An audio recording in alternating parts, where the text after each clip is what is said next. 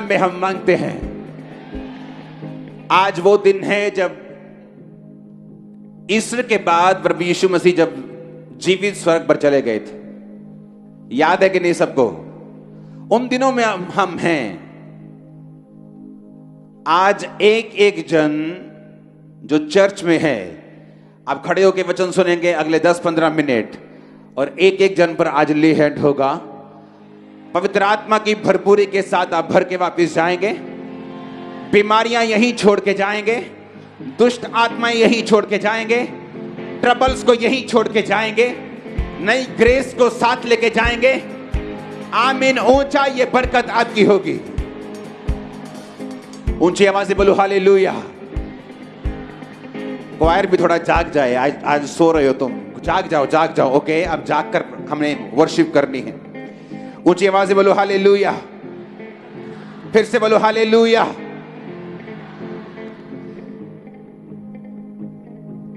बड़े ध्यान से आपको सुनना है। भजन संहिता 32 उसकी 8 और 9 आयत। मैं पहले 9 पढ़ूंगा फिर 8 पढ़ूंगा। तुम घोड़े और खच्चर के समान ना बनो, जो समझ नहीं रखते। उनकी उमंग लगाम और रास से रोकनी पड़ती है, नहीं तो वो तेरे वश में नहीं आने के। अपने पड़ोसी को बोलो, घोड़े और खच्चर के समान तुम मत बनो, जो समझ नहीं रखते। परमेश्वर कहता उनकी जो उमंग है वो लगाम के साथ क्या करनी पड़ती है? रोकनी पड़ती है। और यीशु मसीह ने कहा तुम घोड़े और खच्चर के समान मत बनो। इससे पहले कि आपका ले हैंड हो और आज आप पवित्र आत्मा से भर के वापस जाएं, एक रुकावट है स्पिरिट में जो आपको दूर करनी है। और यह वचन आपकी हेल्प करेगा उस रुकावट को फिनिश करने के लिए। एक रास्ता है जो परमेश्वर ने आपके लिए ठहराया है। एक वो रास्ता जो आपके लिए अनॉइंट किया गया है, वो मंजिल जो परमेश्वर ने आपके लिए रखी है। और उस मंजिल तक पहुंचने के लिए एक रास्ता है जो आपके लिए ठहराया गया है। और वो रास्ता हर एक बंदे के लिए उसका तरीका अलग अलग है। रास्ता जीसस क्राइस्ट ही है, लेकिन जीसस क्राइस्ट ने, बाइबल कहती है, आप सबको अलग अलग मर्जी के साथ और अलग अलग योजना के साथ अपने पास बुलाया है। बाइबल कहती, परमेश्वर ने कहा तुम घोड़े और खच्चर के समान मत बनो, जिनकी उमंग को लगाम के साथ रोकना पड़ता है। अपने पड़ोसी को बोलो, घोड़े के समान खच्चर के समान नहीं बनना। आमीन। यहोवा परमेश्वर ने कहा, योना नबी उठ और जाके नीनवे को जा और वहां पर जाकर लोगों को प्रीच कर और बता, और मेरा रास्ता, मेरे वचन उन्हें बता दो कि मैं उनको नाश करने वाला हूं। बाइबल कहती है योना नबी, उसकी पहली बाप को, उसकी पहली आयत को पढ़ेंगे। उसने कहा जाकर नीनवे को जा और उसके विरुद्ध प्रचार कर, क्योंकि उसकी बुराई मेरी दृष्टि में बढ़ गई है। परंतु योना यहोवा के सम्मुख से तरशीश को भाग जाने के लिए उठा और यापो नगर को जाकर तरशीश जाने वाला एक जहाज पाया और भाड़ा देकर उस पर चढ़ गया और उसके साथ होकर यहोवा के सम्मुख से, ताकि वो तरशीश को चला जाए।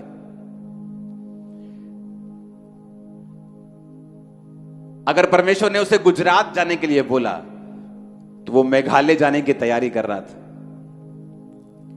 अगर कश्मीर जाने के लिए परमेश्वर ने बोला तो वो कन्याकुमारी जाने की तैयारी कर रहा था। और वो परमेश्वर से भागा,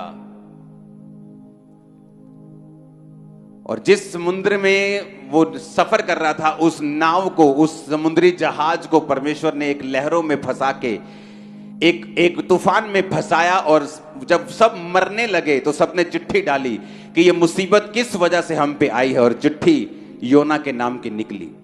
योना को उठाया गया, वो सो रहा था, कि तेरे नाम पे चिट्ठी निकली है, क्या बात है? उसने बताया कि मैं यहोवा के सम्मुख से भाग आया हूं।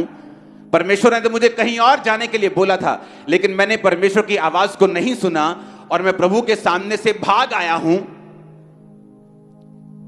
परमेश्वर ने मुझे नीनवे जाकर लोगों को बचाने के लिए बोला था, लेकिन मैं वहां जाना नहीं चाहता था, इसलिए मैं भाग आया हूं।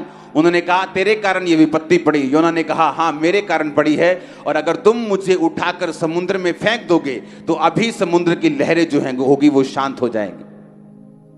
और जब उन्होंने योना को फेंका, लहरें शांत हुई। बाइबल कहती जब योना डीप समुद्र के अंदर चला गया, जब अंदर भी समुद्र के पहाड़ होते हैं, अंदर भी अगर आपको मालूम हो तो माउंट एवरेस्ट से भी ऊंचा पहाड़ समुद्र के नीचे। तो बाइबल कहती है वो समुद्र के नीचे जब वो मूर्छा खाने लगा, जब वो मरने लगा, तो परमेश्वर ने एक मछली को ठहराया, एक व्हेल ने उसे निगला। और बाइबल कहती है वो मछली के पेट में 3 दिन और 3 रात रहा, और अंदर से परमेश्वर के पास प्रार्थना करता रहा, क्योंकि उसे मालूम था कि परमेश्वर ने उसे एक और मौका दिया है। और बाइबल कहती परमेश्वर ने फिर मच्छ को उस व्हेल को आज्ञा दी, उसने जाकर उसे किनारे पर उगल दिया। वहां से वो 3 दिन के मार्ग पर उसी नीनवे को गया और उन लोगों को बचाया, प्रीच किया, उन्होंने मन फिराया और सारे के सारे लाखों लोग बचाए गए। जो काम परमेश्वर ने करना था वो हुआ। अब बाइबल कहती जब प्रभु यीशु मसीह ने योना के बारे में बोला तो परमेश्वर ने कहा जैसे योना 3 दिन रात जल जंतु के पेट में रहा, उसी तरह मैं भी हूं। परमेश्वर ने योना नबी के साथ अपनी तुलना किस लिए की?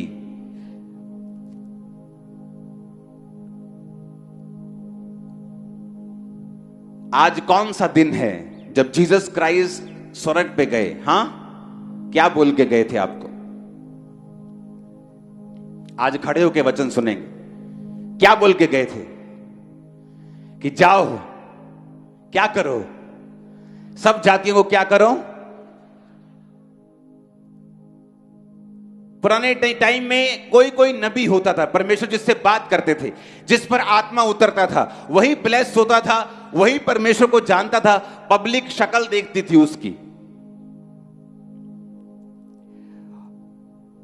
और अब खूबसूरती क्या है? परमेश्वर ने कहा जब जीसस क्राइस्ट मर के जी उठे तो अब आपको याजकों के पास जाकर पाप माफ करवाने की जरूरत नहीं, क्योंकि आप खुद एक याजक हैं, खुद एक राजा हैं, और हमारा महायाजक प्रभु यीशु मसीह।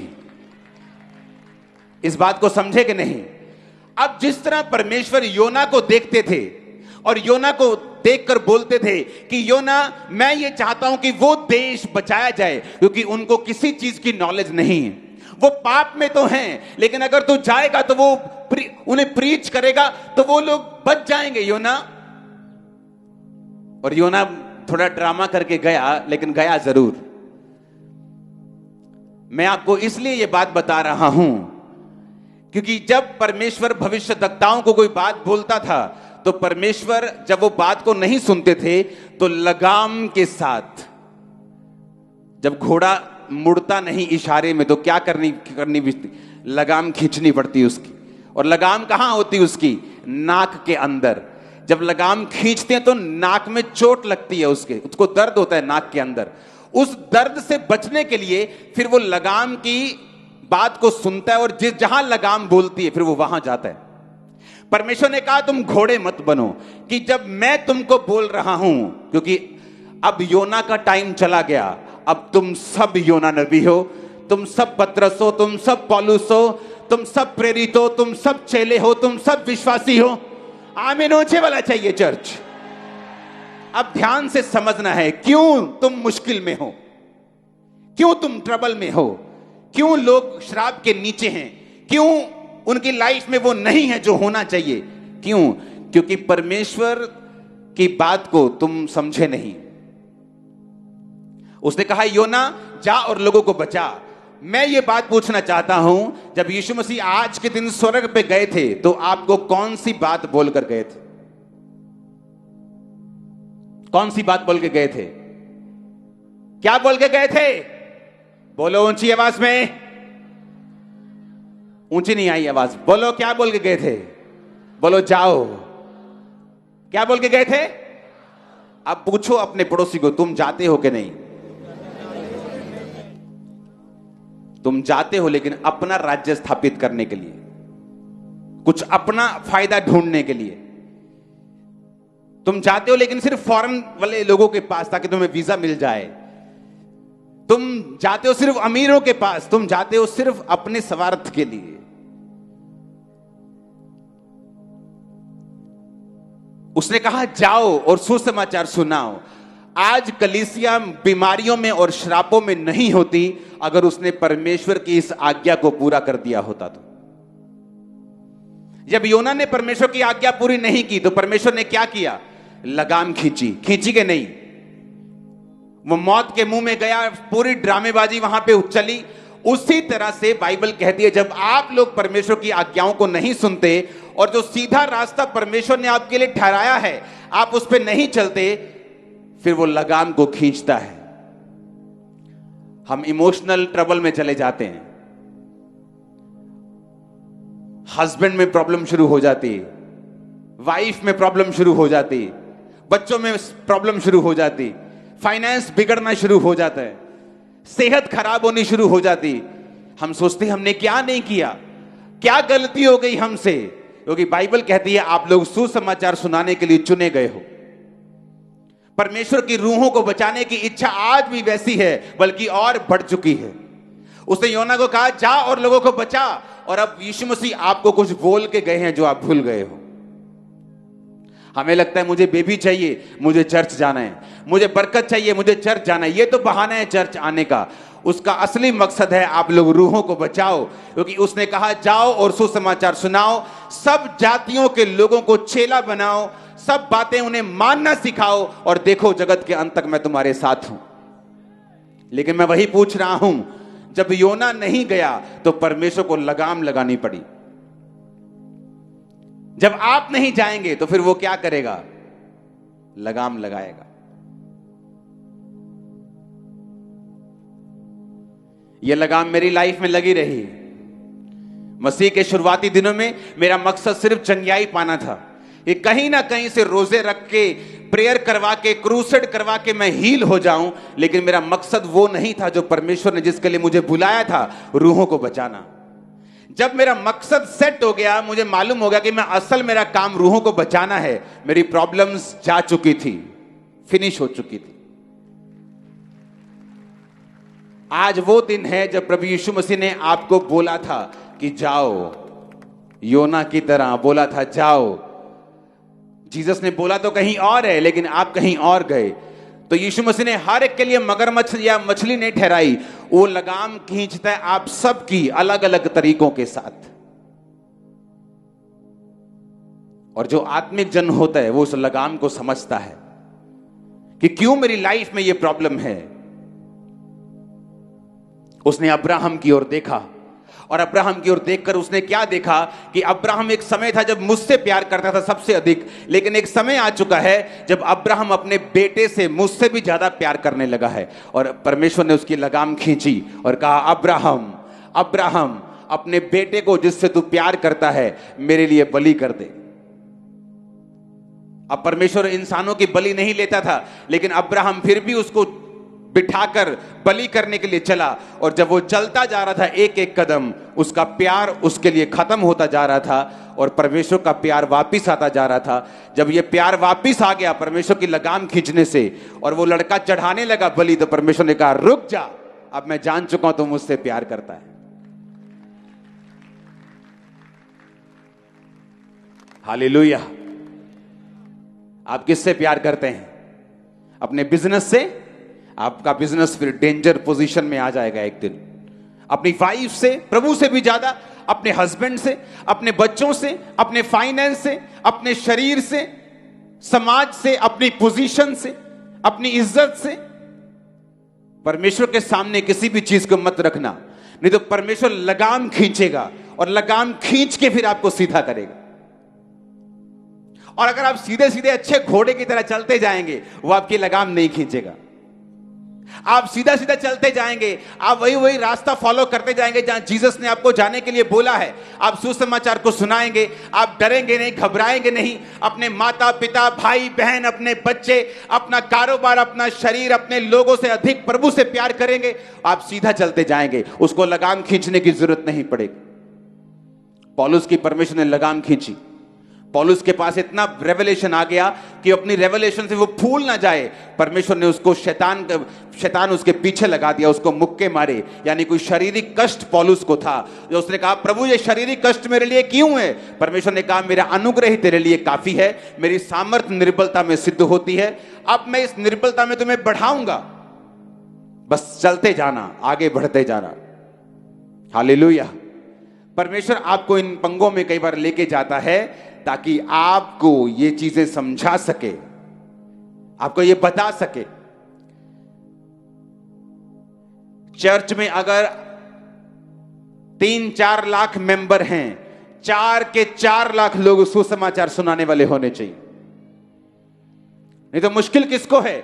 उन्हीं लोगों को, क्योंकि वो नहीं समझे कि क्राइस्ट में उनका जन्म किस लिए हुआ है। पहले नबी होते थे, नबियों को परमेश्वर बोलता था, मूसा को बोलता था, नबियों को बोलता जाओ ये काम करो। जी उठने के बाद परमेश्वर ने कहा अब तुम मेरे याजक हो, तुम मेरे राजा हो, तुम मेरे लोग हो, तुम मेरे भाई हो, तुम मेरे सहकर्मी हो, तुम मेरे बच्चे हो, जाओ और सुसमाचार सुनाओ। तुमको कहा खुदा ने, तुमको तुमको तुमको कहा खुदा ने। आमीन।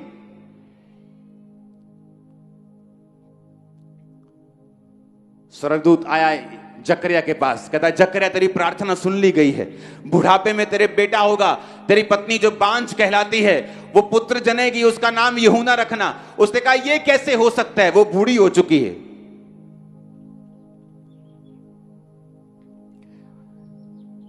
उन्नीस आयत में लिखा, लूका 1 उसकी 19, स्वर्गदूत ने उसको उत्तर दिया मैं जिब्राइल हूं जो परमेश्वर के सामने खड़ा रहता हूं, तुझसे बातें करने और सुसमाचार सुनाने को भेजा गया हूं। देख जिस दिन तक ये बातें पूरी नहीं होंगी तो गूंगा रहेगा और बोल नहीं सकेगा, क्योंकि इसलिए कि तूने मेरी बातों की जो समय पर पूरी होंगी विश्वास नहीं किया। परमेश्वर ने बताया जकरिया ये सीधा सीधा रास्ता है चलने का इधर। कहता नहीं नहीं नहीं, ये हो ही नहीं सकता, मेरी तो पत्नी बहुत बूढ़ी है और मैं बड़ा बूढ़ा हूं, हम तो बच्चा हो ही नहीं। अब स्वर्गदूत कहता अब तू गूंगा रहेगा, क्योंकि मुझे तेरी लगाम खींचनी पड़ेगी ताकि तू बोल बोल करके मेरे हो नहीं सकता, कहीं सचमुच अपनी पत्नी को बांझ ना कर दे, इसलिए तेरी लगाम को मैं खींचूंगा और तेरा मुंह बंद रखूंगा ताकि तेरे बच्चा हो जाए। और जब बच्चा हो गया उसका नाम यूहन्ना उसने लिख के दे दिया, उसकी जुबान खुल गई। हालेलुया। अब यह फैसला आप लोगों को करना है कि लगाम खिंचवा के परमेश्वर का काम करना है कि सीधे सीधे करना है। हालेलुया। क्योंकि परमेश्वर ने कहा मैं तुम्हें बरकत देना चाहता हूं, आप ही की प्रेयर है मुझे बरकत मिले, आप ही की प्रार्थना है मैं छुटकारा पाऊं, आप ही की प्रेयर है मैं आगे बढ़ूं, मेरा परिवार ब्लेस हो, मेरे बच्चे ब्लेस हो। तो परमेश्वर ने वायदा किया है जब तू बोएगा तू काटेगा, जब तू लोगों को बचाएगा मैं तेरे परिवार को बचाऊंगा, जब तू सुसमाचार सुनाएगा मैं तुम्हें उत्तम दाख दूंगा, उत्तम तेल दूंगा, उत्तम घराना दूंगा, सब कुछ तेरी लाइफ में उत्तम दूंगा। जो तू मांग रहा है, तुझे मेरी सेवा करनी होगी, तुम्हें याजक बनना होगा। हालेलुया। जब एक व्यक्ति कहीं दूर जाने को होता है, फ्लाइट पकड़नी है, ट्रेन पकड़नी है, और उसका बड़ा करीबी उसके पास आया और ट्रेन चल पड़ी, तो उसको मालूम है कि अब ज्यादा बातें करने का टाइम नहीं, वो बड़ी इंपॉर्टेंट बातें उसको याद करवाते हैं कि ये काम कर लेना, ये काम जरूर करना, ये काम बहुत जरूरी है। जब जीसस क्राइस्ट स्वर्ग पे चढ़ रहे थे तो वो लाखों बातें बता सकते थे, लेकिन उन्होंने मोस्ट इंपॉर्टेंट बात आपको बोली, जाओ और सुसमाचार सुनाओ, सब जातियों के लोगों को चेला बनाओ, किसी का मुंह देखकर मत डरो, उन्हें बताओ जीसस क्राइस्ट धर्म और जात को बदलने नहीं आए, जीवन बदलने के लिए आए। लोग बदलेंगे, तुम ब्लेस हो गए यीशु के नाम में। Hallelujah, hallelujah. अपने पड़ोसी को बोलो तुम घोड़े और खच्चर के समान मत बनो। आमीन। अब आप इस बात को समझेंगे कि परमेश्वर ने योना को छोड़ा नहीं और लगाम के साथ उसको खींच के लेके आए। आप भूल जाओ आप लाखों खड़े हो, आप सोचो खुदा आपसे बात कर रहा है सिर्फ, और ये सोचो कि आपको परमेश्वर ने एक मकसद दिया है, अपने पास बुलाने का एक कारण है। वो कारण है लोगों को बचाना, रूहों को बचाना, मरते हुए नशे वाले लोगों को बचाना, उनको यीशु मसीह के बारे में बताना, स्वर्ग राज्य का वारिस बनाना। ये आपका मकसद है। आज के आप नबी हैं, आप आज के याजक हैं, आज के आप विश्वासी हैं, आज के पास्टर हैं, आज के प्रेरित हैं। आमीन। अब ये सोच लो कि आपको लगाम के साथ चलना है कि आपको सीधा चलना है। 3 तरह की सिचुएशन होती। कई लोग होते हैं वो लगाम के साथ नहीं चलना चाहते, उनको मालूम है कि मैं जो खुदा की बात से इधर उधर होऊंगा तो वो फिर से मुझे खींच के लेके आएगा, मुझे दुख होगा, दर्द होगा, घूम फिर के फिर वही बोर्ड के नीचे मैं आऊंगा, वही ऊंट पहाड़ के नीचे आएगा। तो इससे अच्छा ये है मैं अच्छी तरह से चलूं। एक वो लोग होते हैं, एक वो लोग होते हैं जो अच्छी तरह से नहीं चलते और परमेश्वर लगाम खींच के, वो आपकी नब्ज को जानता है, उसे मालूम है आप अपने इकलौते बेटे से बहुत प्यार करते हो, वो जानता है कि आप अपने हस्बैंड से, अपने बिजनेस से बड़ा प्यार करते हो। फिर वो उन चीजों को खींचने की कोशिश करता है, वो खींचता है आपको ताकि आप लोग समझें कि मुझे पहला स्थान जो है वो परमेश्वर को ही देना है। कितने मेरी बात समझ रहे हैं? फिर तीसरे तरह के लोग वो होते हैं जो इन चिन्हों के कारण भी नहीं समझते और परमेश्वर से दूर होते जाते हैं। इन चिन्हों के द्वारा भी वो नहीं समझते कि परमेश्वर हमारी लाइफ से क्या चाहता है, और फिर वो हेल के लिए, वो नरक के लिए तैयार होते हैं जो उनके लिए और शैतान के दूतों के लिए तैयार किया गया है। क्योंकि परमेश्वर जबरदस्ती नहीं करता, वो एक लेवल तक आपको समझाने की कोशिश करता है। जब वो देख लेता है वो उस लेवल से नहीं समझते, वो आपको छोड़ देता है। आज जब आप पे ले हैंड होगा, क्योंकि आज रुमाल से आज मैं आपके बीच में आकर आप पे आज का ले हैंड स्पेशल होगा। जितने आप आ गए हो ना, आज आप बरकत पा चुके हो, मैं सच कह रहा हूं। आज आप एक प्रेयर करोगे, परमेश्वर आज से मैं ऐसा बनूंगा, ऐसा बनूंगी कि मेरी लगाम जो होगी वो खच्चर के समान तुझे रोकनी नहीं पड़ेगी। मैं समर्पित होकर चलूंगा, बिना पाप के, बिना गंदगी के, बिना किसी पंगे के, और मैं सीधा चलूंगा और तेरे नाम का प्रचार करूंगा। और जब आप पे ले हैंड होगा, ग्रेस आप पे आएगी, फायर आप पे आएगी, आप सेम नहीं होंगे। और सुना मेरी बात, जब आपकी लाइफ डेडिकेट हो जाएगी क्रिश्चियन कामों के लिए, सुसमाचार के लिए, आपको मालूम है कि मेरी लाइफ समर्पित हो रही है, वो आपको चंगा भी कर देगा, आपके हस्बैंड को भी चेंज कर देगा, वाइफ को भी कर देगा, बच्चों के दिमाग को चेंज कर देगा, फाइनेंस को भी बदल देगा। वो सारी सिचुएशन चेंज हो जाएगी यीशु के नाम में। आप देखेंगे हर वो सिचुएशन जो आपको तंग करती आई वो फिनिश होगी और शैतान के सारी योजनाएं नाश होंगी। आप देखेंगे अपनी लाइफ में दुश्मन शर्मिंदा होंगे, आपके सामने मेज बिछा होगा, लाइफ की हर बेस्ट वस्तु उसके ऊपर होगी। आमीन, आमीन। अब डिसीजन आपके हाथ में है, आपको लगाम के साथ चलना है। हर टाइम की वो आपकी लगाम खींचे, आपको निराश करे और फिर आप सीधे रास्ते पे चलें, कि आपको सीधा ही सीधा सीधा चलना है। ये आपने फैसला करना है। आज जब आप पे प्रेयर होगी, जब रुमाल के साथ आपको अनॉइंटिंग हैंकीज के साथ टच किया जाएगा, आप हील भी होंगे। अगर आपने प्रेयर कर ली है, अगर आपने अंगीकार कर लिया कि परमेश्वर आज से मैं तेरा काम करूंगा, आज से मैं तेरे नाम के सुसमाचार को लेके जाऊंगा, मैं लोगों को तेरे बारे में बताऊंगा, और यह आसान नहीं होगा। योना को मालूम था ये आसान काम नहीं है, इसीलिए वो भाग रहा था। उसे मालूम था अलग देश में जाके बोलना, लोगों का उपहास भी बनूंगा, लोगों के लिए मजाक भी बनूंगा, लोग ठोकरे भी मारेंगे, गाली भी निकालेंगे। उसे मालूम था, इसलिए वो भाग रहा था। भागना मत, एक बड़ी बरकत है आपके परिवार के लिए रखिए, आपके लिए रखिए, भागना मत। आमीन। जब फौजी जाता है ना, सामने दुश्मन होता है, उसे मालूम हो ये बड़ा है कि छोटा है, वो भागता नहीं। उसे मालूम है पीछे में मुड़ूंगा तो मौत भी है और बेइज्जती भी। अब आगे बढ़ना है, दैट्स इट। घर वालों को याद ज्यादा करूंगा तो ना उनके काम आऊंगा, ना अपने दुश्मन को मार पाऊंगा। एक ही जगह कंसंट्रेशन के साथ वो करता है, जीतता है और वापिस आता है। घर पे स्वागत भी होता है, सरकार भी स्वागत करती, देश भी स्वागत करता है। आमीन। इससे पहले कि आप पर ले हैंड हो, आपकी स्पिरिट सेट होनी चाहिए। जो आत्मिक सेंसिटिव लोग हैं, जो समझदार लोग हैं, वो समझ जाते हैं कि मेरी लाइफ में यहां पर परमेश्वर ने लगाम खींची है, मेरी लाइफ में यहां पर परमेश्वर ने मुझे मुक्का मारा है, मेरी लाइफ में यहां पर परमेश्वर ने यह काम किया है, तो मुझे क्या करना है। आमीन। आपको सीधे होके चलना है। उसने आपको खास मकसद के लिए बुलाया है। बेस्ट पार्टनर्स, बेस्ट लोग आपकी लाइफ में आने का इंतजार कर रहे हैं।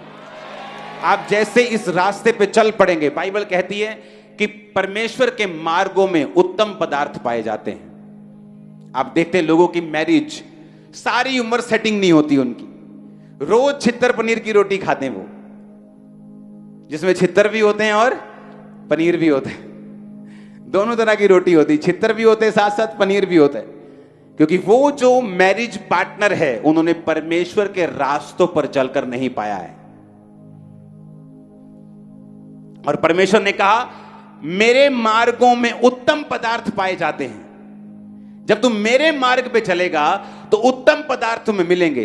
तुम्हें पार्टनर उत्तम मिलेगा, बिजनेस उत्तम, देश उत्तम, फाइनेंस उत्तम, चर्च उत्तम, बच्चे, हस्बैंड, वाइफ, सब कुछ उत्तम। लेकिन उसने एक और कंडीशन रखी है, कहता मेरा रास्ता कैसा है?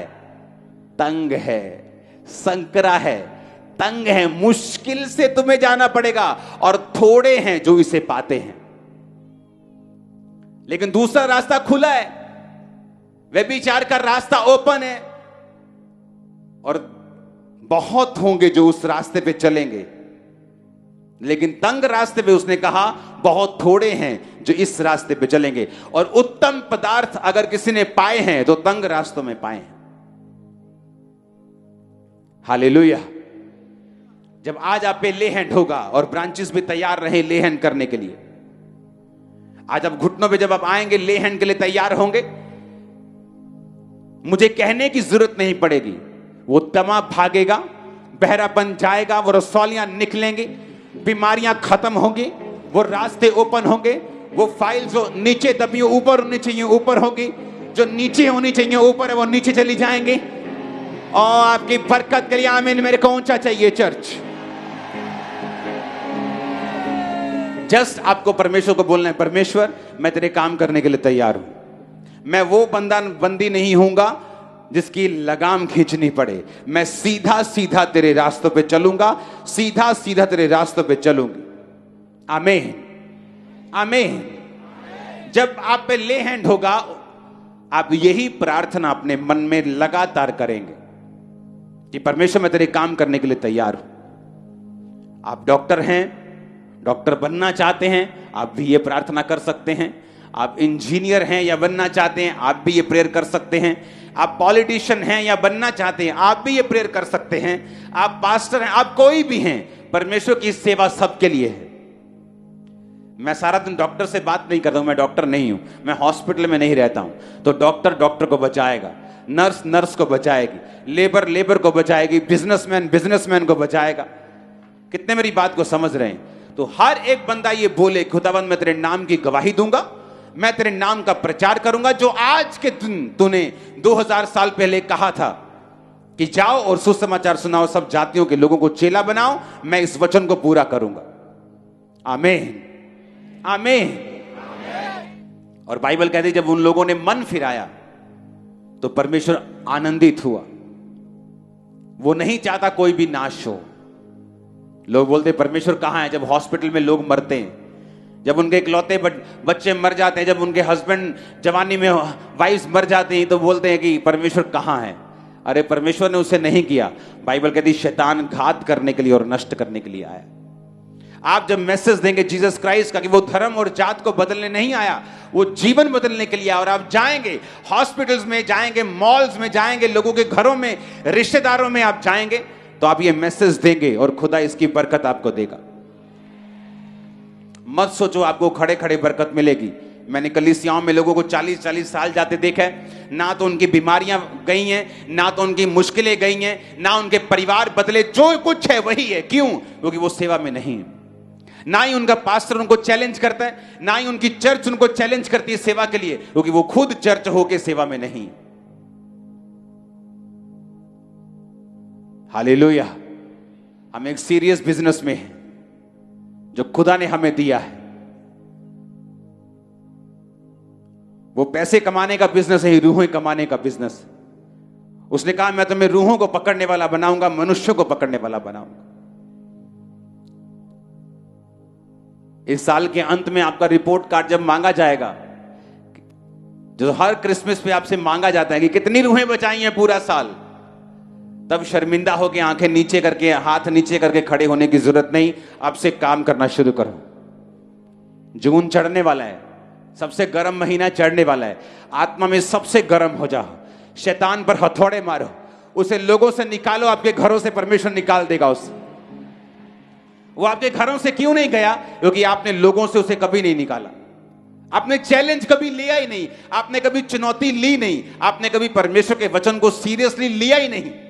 इससे पता चलता है कि अगर हम ये वचन को भी सीरियस नहीं लेते तो हीलिंग के वचन को भी अपनी लाइफ में पूरा होते हुए कैसे मानेंगे?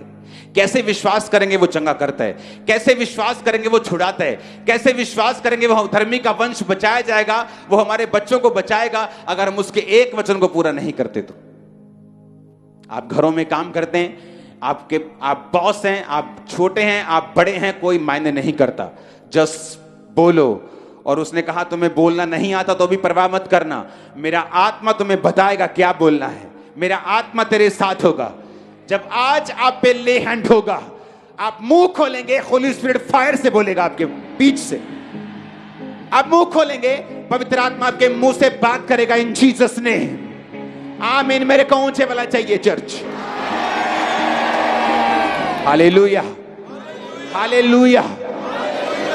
ये चर्च अगले 15 दिन 20 दिन जब बड़ी मीटिंग होगी उसके बाद भी आप मुझे सड़कों पे चाहिए, मॉल्स पे चाहिए, रेलवे स्टेशन, बस स्टैंड, लोगों के घर, गांव, कुछ भी छोड़ना मत यीशु मसीह के सामर्थ्य नाम। आमीन। मैं आपको एक ऐसा रास्ता बता रहा हूं जो आपको जल्दी आशीष की ओर ले जाएगा, जल्दी आपको बरकत दे देगा। आमीन, आमीन। क्योंकि लोग इसे सीरियसली नहीं लेते। आप मोस्टली जाके लोगों की लाइफ देखो जो बहुत पुराने टाइम से परमेश्वर को मानते हैं, कोई फर्क नहीं उनमें और अविश्वासियों में। उनके घरों में भी वही चिक चिक मिच मिच चल रही जो उनके घरों में चल रही। क्यों? वचन को सीरियसली लिया नहीं। उन्हें लगता है कि यीशु मसीह तो हमारा ही है,